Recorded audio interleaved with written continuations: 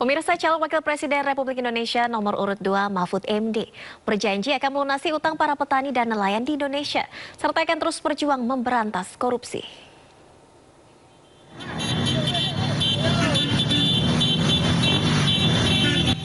Cawapres nomor urut 3 Mahfud MD disambut konvoi ribuan orang mengendarai motor menuju acara ulang tahun salah satu partai pendukung di pondok pesantren di Desa Kawisrejo, Kecamatan Rejoso, Kabupaten Pasuruan, Minggu tadi pagi.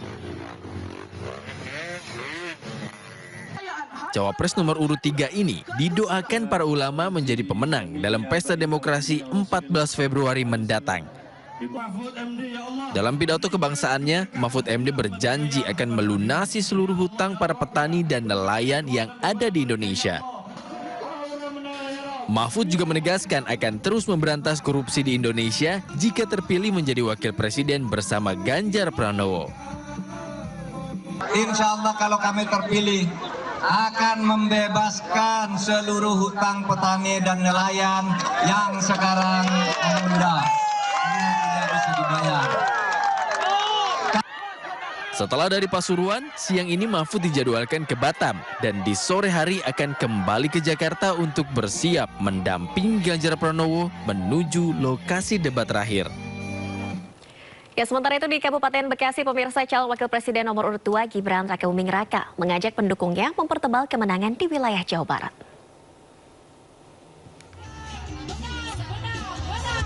Calon Wakil Presiden nomor urut 2 Gibran Rakabuming Raka menghadiri kampanye akbar Partai Golkar di Cikarang Utara, Kabupaten Bekasi. Pasangan Prabowo Subianto ini hadir didampingi istri dan Ketua Umum Partai Golkar, Airlangga Hartarto. Dalam orasinya, Gibran mengingatkan pendukungnya dilarang menjelekkan pasangan calon lain dan membalas fitnah yang menyerang pasangan nomor urut 2. Gibran juga mengajak pendukungnya mempertebal kemenangan di Jawa Barat dan bersama-sama menjaga suara di tempat pemungutan suara atau TPS. Acara akan segera dimulai.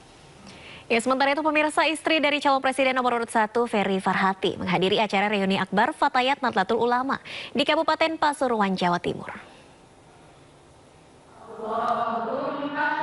Istri Capres Anies Rashid Baswedan, Ferry Farhati, menghadiri acara reuni akbar Fatayat Nahdlatul Ulama di wilayah Kabupaten Pasuruan, Jawa Timur.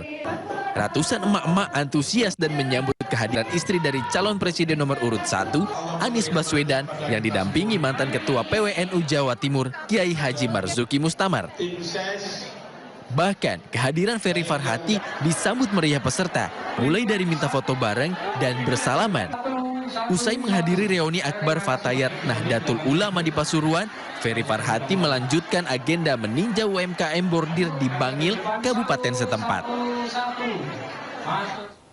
Dan pemirsa, selanjutnya mari kita pantau situasi terkini di Posko 02. Sudah ada rekan kami Faisal Rinaldi di lokasi.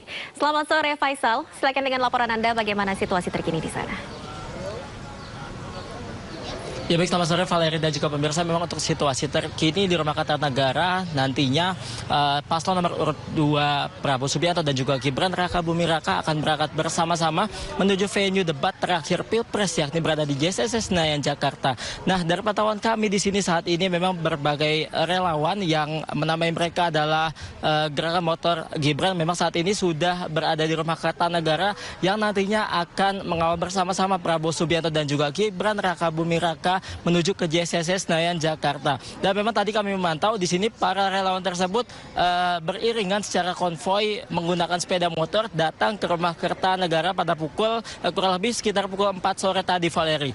Kemudian juga Valeri dan juga pemirsa dapat kami sampaikan pula bahwa untuk calon wakil presiden nomor urut 2 Gibran Rakabuming Raka nantinya akan dijadwalkan tiba di Rumah Kertanegara sekitar pukul 17.40 waktu Indonesia Barat, dan nantinya sekitar pukul 18.15 waktu Indonesia Barat, keduanya Prabowo Subianto dan juga Gibran Rakabuming Raka akan berangkat bersama-sama menuju ke JCC Senayan, di mana itu merupakan menjadi tempat atau venue debat terakhir Pilpres 2024. Dan Valeri dan juga pemirsa, memang terkait persiapan Prabowo Subianto untuk menghadapi debat pada malam nanti, memang Ketua dari TKN Prabowo Gibran, Rosan Ruslani, mengatakan bahwa untuk persiapan Prabowo Subianto ini ada berbagai persiapan yang memang telah dilakukan oleh Prabowo Subianto. Di antaranya adalah Prabowo Subianto ini menghabiskan waktu dengan istirahat yang cukup, kemudian juga menyapa daripada industri kreatif dan juga membaca banyak buku agar bisa memahami dan juga bisa menguasai tema debat yang akan dilaksanakan pada malam nanti. Dan Valeri dan juga pemirsa, dapat kami sampaikan pula memang pada debat Pilpres kelima atau debat terakhir pada malam nanti ada beberapa tema yang akan dibahas pada malam nanti. Di antaranya adalah soal pendidikan, kemudian juga kesehatan, ketenaga kerjaan, kebudayaan, teknologi informasi, serta kesejahteraan sosial dan juga inklusi. Dan memang Valeri dan juga pemirsa, pada debat yang akan dilaksanakan sekitar pukul 7 malam nanti memang ada sedikit perbedaan jika kita bandingkan dengan debat-debat sebelumnya. Di mana di debat kelima atau debat terakhir nanti untuk segmen terakhir atau segmen penyampaian kalimat penutup dari masing-masing calon presiden akan ditambah waktunya menjadi 4 menit dibanding di sebelumnya. Ini hanyalah 2 menit. Dan Valeri dan juga pemirsa, memang ada untuk mekanisme dan juga sistem debat pada malam nanti memang masih sama seperti debat-debat sebelumnya, di mana debat kelima nanti akan berlangsung selama 120 menit, kemudian juga terdiri dari 6 segmen. Dan di segmen pertama nantinya ketiga calon presiden mulai dari Anies Baswedan, kemudian juga Prabowo Subianto dan juga Ganjar Pranowo akan menyampaikan visi, misi dan juga program kerjanya terlebih dahulu. Kemudian di segmen kedua dan juga segmen ketiga, para calon presiden akan menjawab pertanyaan dari atau pertanyaan yang sudah dibuat oleh para panelis. Dan kita nantikan Valeri dan juga pemirsa keberangkatan dari paslon nomor urut 2 Prabowo Subianto dan juga Gibran Rakabuming Raka dari Rumah Kertanegara. Sebentar demikian, kembali ke studio. Baik, terima kasih atas laporannya Faisal Rinaldi langsung dari Jalan Kertanegara. Selamat bertugas kembali. Ya, selanjutnya pemirsa, kita beralih ke Posko 01 bersama rekan kami Dilami Aulia di lokasi. Selamat sore Dilami, bagaimana situasi terkini di sana? Ya, selamat sore Nadia dan juga pemirsa. Saat ini saya sudah berada di rumah pemenangan Timnas Amin, tepatnya di Jalan Diponegoro 10, Menteng, Jakarta Pusat. Di mana di sini persiapannya sudah rampung hampir 95%. Sudah ada kiranya 200 kursi, kemudian sudah ada layar LED, sudah ada lighting, sound system, sudah ada tenda juga yang dipasang untuk para pejuang perubahan. Nah, kalau misalnya dilihat di sini juga sudah banyak sekali pejuang perubahan atau relawan dari Amin ini, di mana relawan Amin ini kalau mau ikut nobar gitu ya, mereka harus melakukan registrasi terlebih dahulu di meja registrasi yang telah disediakan. Kemudian mereka bisa untuk mengisi identitas terlebih dahulu di Amin Apps. Ini aplikasi khusus untuk relawan dari Amin. Nah, baru mereka bisa menempati tempat duduk gitu ya. Dan antusiasme ini sangatlah terasa karena memang ini adalah debat terakhir ya Valeri dan juga pemirsa, debat terakhir dari Capres begitu. Kalau misalnya ditanya terkait dengan persiapan Anies Baswedan, ini tentunya jika awak media tanya beberapa hari terakhir, tentunya tidak ada persiapan khusus bagi Anies Baswedan karena menurut Anies untuk debat ini bukan hanya bacaan tapi terkait dengan pengalaman. Seperti yang kita tahu bahwa Anies Baswedan ini juga merupakan mantan Gubernur DKI Jakarta. Jadi tentunya dia sudah memiliki pengalaman untuk melangsungkan debat Capres pada malam hari ini. Dan untuk skemanya ini nanti Capres Anies Baswedan akan berangkat dari rumah Lebak Bulus, kemudian akan bertemu dengan cawapresnya, ini Muhaimin Iskandar di Senayan. Lalu mereka berdua, Capres dan Cawapres 01 ini akan bersama-sama ke Jakarta Convention Center untuk melaksanakan debat Capres malam hari ini. Seperti itu, kembali kepada Anda Valeri. Baik, terima kasih Dilami Aulia melaporkan langsung dari Posko Pemenangan Timnas Anies Muhaimin. Selamat bertugas kembali. Ya pemirsa, sebelum menggelar debat pamungkas malam nanti, KPU RI juga telah menggelar 4 debat yang diikuti Capres dan Cawapres secara bergantian. 4 tahapan debat berlangsung cukup panas namun menarik, terutama saat para paslon saling mempertanyakan soal moral etika pemimpin hingga kontroversi penggunaan istilah dan singkatan saat menyampaikan pertanyaan. Dan berikut pemirsa, kita simak lagi cuplikan 4 debat Capres-Cawapres sebelumnya berikut ini. Bukan anak kecil, Mas Anies. Anda tidak pantas bicara soal etik. Saya juga ingin mencari tuh jawabannya ngawur juga tuh. Terjadi pelanggaran etika berat yang menyebabkan keputusan yang dibuat oleh MK secara etika bermasalah. Sesudah Bapak mendengar bahwa ternyata pencalonan persyaratannya bermasalah secara etika, pertanyaan saya, apa perasaan Bapak? Kita ini bukan anak kecil, Mas Anies. Ya. Anda juga paham, ya. Sudahlah, ya. Rakyat yang menilai. Kalau rakyat tidak suka Prabowo dan Gibran, nggak usah pilih kami, saudara-saudara sekalian. Pertanyaan saya belum dijawab sama sekali, Pak. Apa regulasinya, Pak, untuk carbon capture and storage? Simple sekali, Pak. Ini Mas Gibran, di dalam ilmu hukum, misalnya saya tanya kepada Anda sekarang ya, bagaimana cara membuat aturan tentang antariksa nasional? Anda pasti tidak tahu. Jawab sekarang, coba kalau pasti tidak tahu. Karena Harap tenang. Karena hukum itu perlu, masalahnya dulu apa yang mau dibuat. Bagaimana langkah Gus Muhaimin untuk menaikkan peringkat Indonesia di SGIE? Terus terang SGIE saya nggak paham. SGIE itu apa? Tenang. Saya tidak pernah mendengar istilah SGIE itu. SGIE itu adalah State of Global Islamic Economy. Saudara bicara etik-etik, ya kan? Saya tuh keberatan karena saya menilai, maaf ya, karena Anda desak saya terus terang aja saya menilai Anda tidak pantas bicara soal etik. Terkait dengan pertahanan, berapa skor yang Bapak berikan atas kinerja Kementerian Pertahanan yang dipimpin oleh Bapak Prabowo? Silakan Pak Ganjar. Baik, masih ada waktunya, Pak Anies? Cukup, Pak Anies? Cukup. Baik. 5 juga. Global Peace Index kita menurut sumber Institute for Economic and Peace kita turun, Pak. Kalau mau di-close up boleh. Silakan. Saya bawakan ini dari rumah. Mari kita bicara data yang benar. Global Militarization Index kita, sumbernya Bonn International Center for Conflict Studies, turun. Semua skornya ada. Kapabilitas militer kita, ini dari Law Institute Asia Power Index, turun. Bagaimana cara mengatasi greenflation? Terima kasih. Saya juga ingin mencari tuh jawabannya ngawur juga tuh. Gila nih. Ngarang-ngarang ndak karuan, mengkaitkan dengan sesuatu yang tidak ada, gitu ya. Begini loh, kalau akademis itu gampangnya kalau bertanya yang kayak gitu-gitu tuh recehan, gitu. Recehan. Oleh sebab itu tidak layak dijawab menurut saya. Enak banget ya Gus ya, jawabnya sambil baca catatan tadi. Saya catat sedikit. Yang penting ini bukan catatan Mahkamah Konstitusi. Semua ada etikanya, termasuk kita diskusi di sini bukan tebak-tebakan definisi, tebak-tebakan singkatan. Intinya bukan hanya etika lingkungan, tetapi etika bahwa forum ini adalah forum policy yang berharga. Jangan-jangan kalau kita tebak-tebakan definisi di sini, saya ragu kita ini levelnya SD, SMP, atau jangan-jangan ijazah kita palsu semua di sini.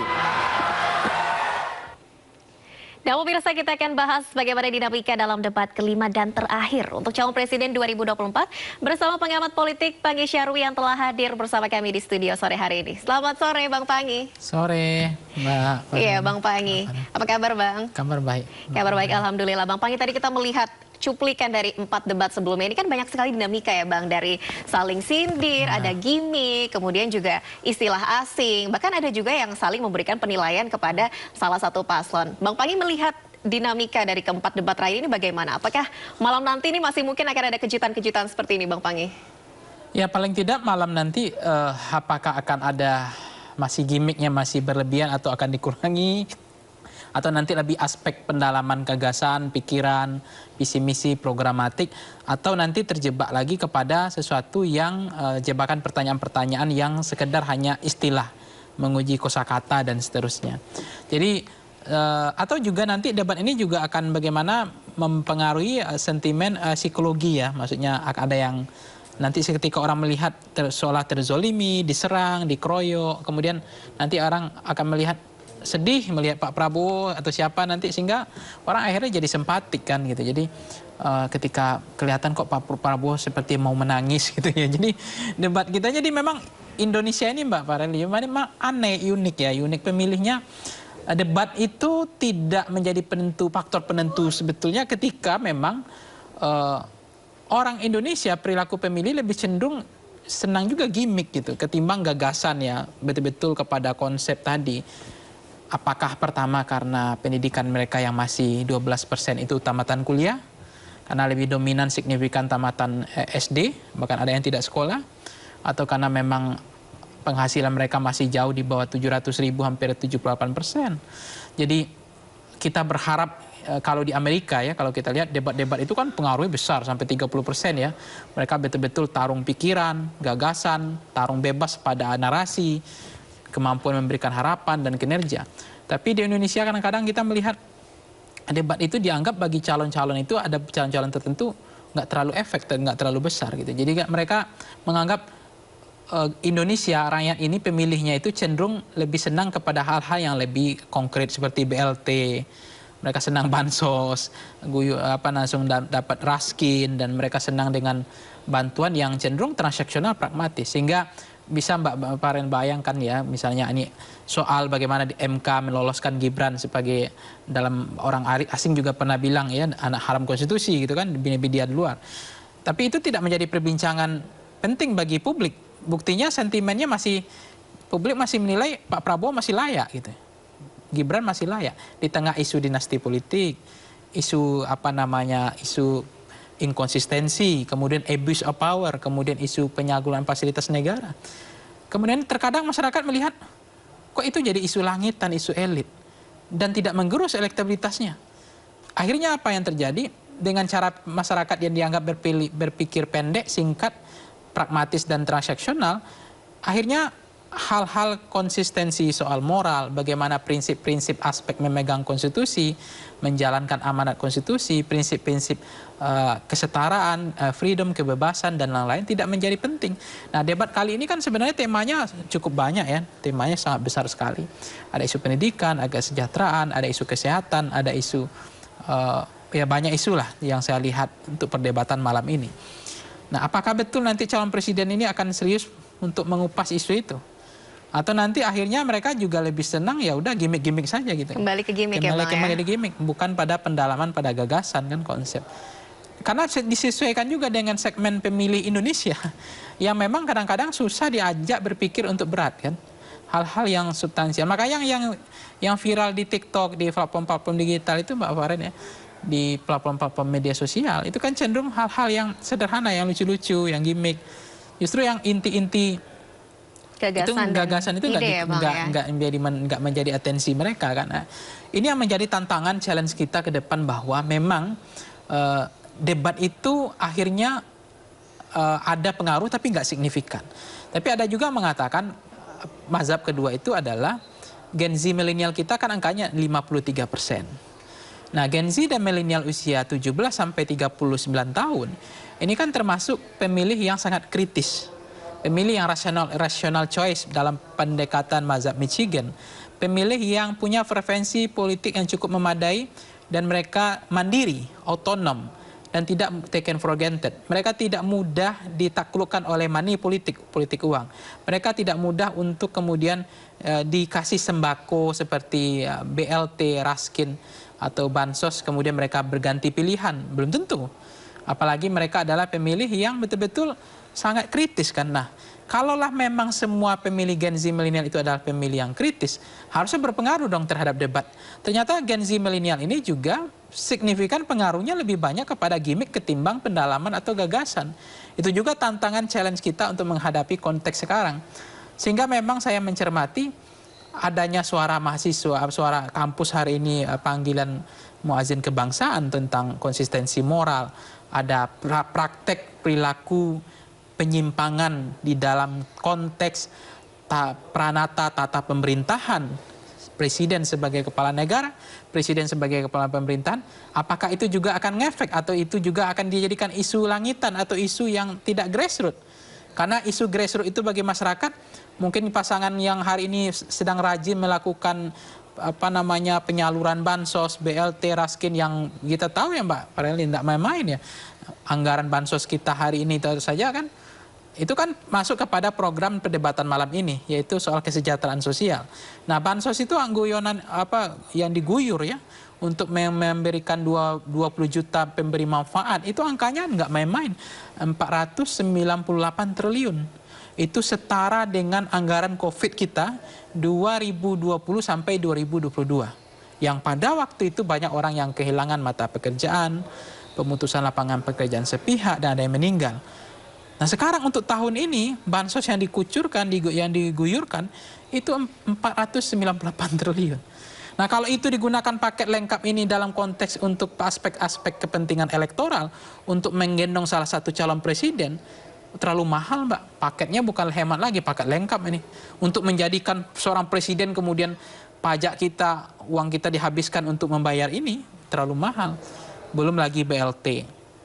Termasuk program soal kesejahteraan sosial yang dibicarakan dalam debat malam ini. BLT kenapa tiba-tiba dimajukan, semuanya pembayarannya dimajukan ke depan. Sebelumnya adalah setelah Februari, sekarang dibayar Rafael, dibayar langsung 600.000 kan. Yang di belakang dimajukan ke depan tanggalnya. Sebelum per tanggal 14. Ada apa sebetulnya kan? Apakah itu bukan penggunaan fasilitas negara untuk kepentingan aspek elektoral? Atau itu murni memang karena sudah reguler aturan mainnya, jadwalnya tidak diskenariokan, didesain. Tapi saya berkeyakinan sejauh ini, per hari ini, bahwa itu didesain, ada skenarionya.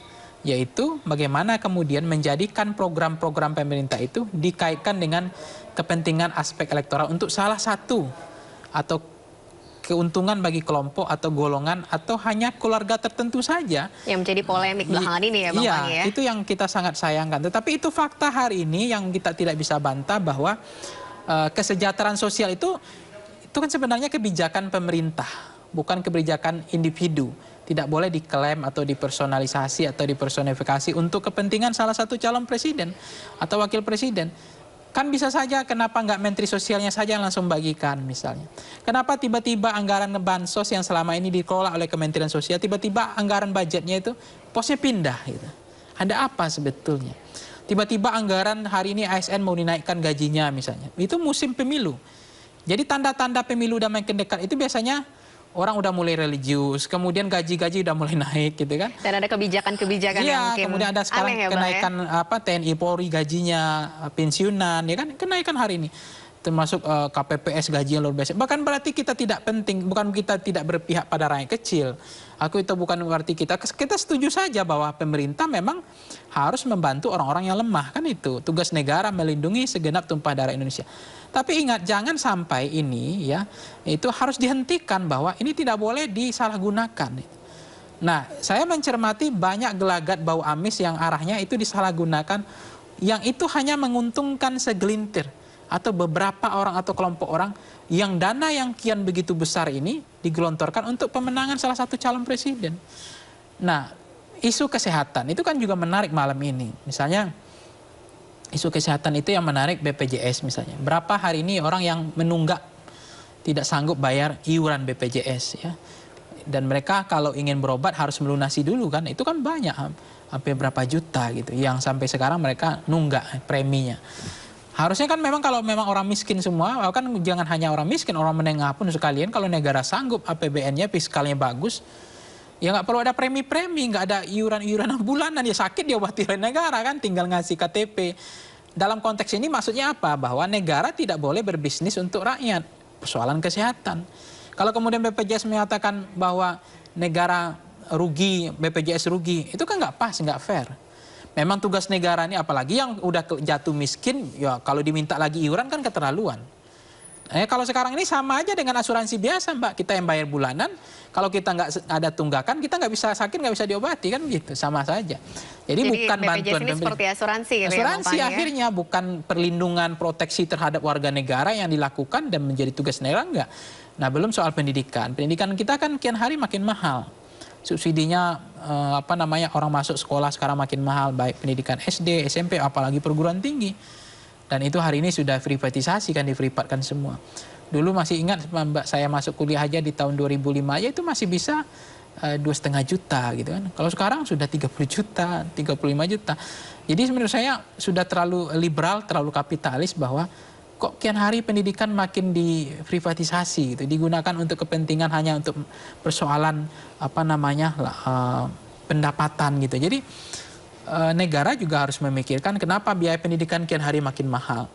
Karena tugas negara adalah bagaimana menyiapkan misalnya sekolah-sekolah yang betul-betul pure memang gratis itu. Bukan hanya judul lagu lama kasih usang katanya gratis, tapi banyak juga pungutan-pungutan ini dan seterusnya.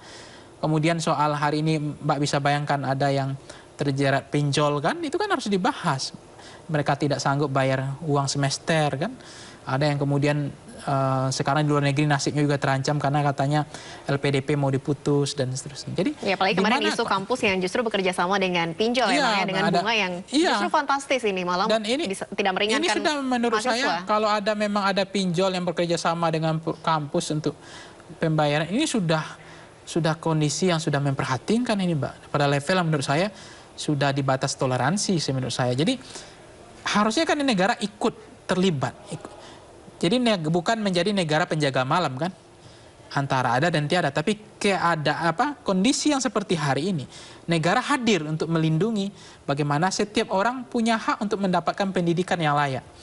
Nah kalau kita melihat pendidikan di luar sana kan, doktornya udah banyak mereka kan, masternya udah banyak, S1-nya udah banyak. Kita saja, ya SLTA aja masih terbatas jumlahnya. Maka tadi tamatan kuliah kita hanya 12%. Bagaimana kalau kita menyampaikan narasi gagasan tentang panggilan kebangsaan, soal-soal moral, hazard, soal konsistensi, menjaga konstitusi dan seterusnya, termasuk isu-isu dinasti politik. Karena memang pendidikannya rendah. Jadi susah di-upgrade di software, hardware pun udah susah karena memang kualitas demografi kita ini jauh sekali. Ini yang jadi problem gitu. Masih harus banyak berkaca dari luar negeri ini mungkin ya Bang ya. Iya, jadi artinya ini banyak sekali isu panas dan menarik yang kemungkinan ini akan saling serang antara paslon malam ini. Dari mulai tadi anggaran bansos 498 triliun ya Bang Pangi. Kemudian juga pendidikan yang semakin mahal, semakin privatisasi dan kapitalisasi. Ini juga bisa menjadi bentuk-bentuk serangan dari masing-masing paslon. Bang Pangi, kita lanjutkan dialognya setelah kita pantau terlebih dahulu situasi di Jakarta Convention Center menjelang debat kelima dan terakhir untuk calon presiden 2024. Bersama rekan Gisel Yanur Rahma di lokasi. Selamat sore Gisel. Bagaimana situasi terkini di sana? Baik, selamat sore Nadia dan juga pemirsa. Beginilah situasi di area Jakarta Convention Center menjelang adu gagasan atau debat calon presiden Republik Indonesia. Dan juga pemirsa, meskipun debat nanti baru akan dimulai pada pukul 7 malam, namun saat ini pukul 5 sore terlihat di JCC sudah ramai oleh para pendukung dari ketiga paslon. Dan pemirsa bisa dilihat di depan layar kaca Anda bahwa saat ini saya sedang dikelilingi oleh para pendukung dari 03 yakni Ganjar Pranowo dan juga Mahfud MD yang kompak mengenakan jaket berwarna hitam merah dan juga topi berwarna putih. Dan pemirsa, berikut kemeriahan dari Ganjar, dari pendukung paslon 03.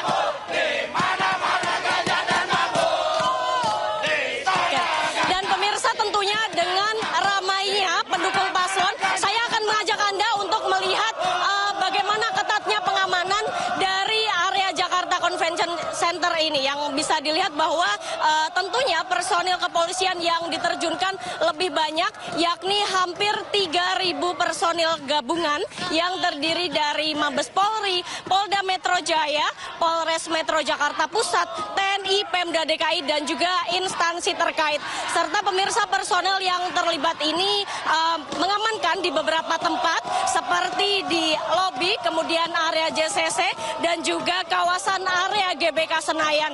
Dan pemirsa, jika pada debat capres sebelumnya mengangkat soal tema pertahanan, dan pada malam ini akan mengangkat tema soal ketenaga kerjaan yang tentunya ini merupakan debat terakhir dan juga sama seperti 4 debat sebelumnya, pada debat malam ini akan berlangsung selama 120 menit dengan 6 segmen. Dan pemirsa, marilah kita sama-sama nantinya akan menunggu bagaimana keseruan dan juga kesiapan dari para calon presiden Republik Indonesia dalam menghadapi debat malam ini. Demikian, kembali ke Anda, Nadia.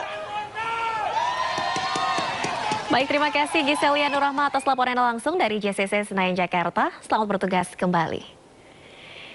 Dan pemirsa, kita akan lanjutkan dialog menjelang debat Pilpres kelima dan terakhir pada malam nanti bersama pengamat politik Panggi Sherwi di studio pada sore hari ini. Ya Bang Panggi, kita melanjutkan perbincangan tadi.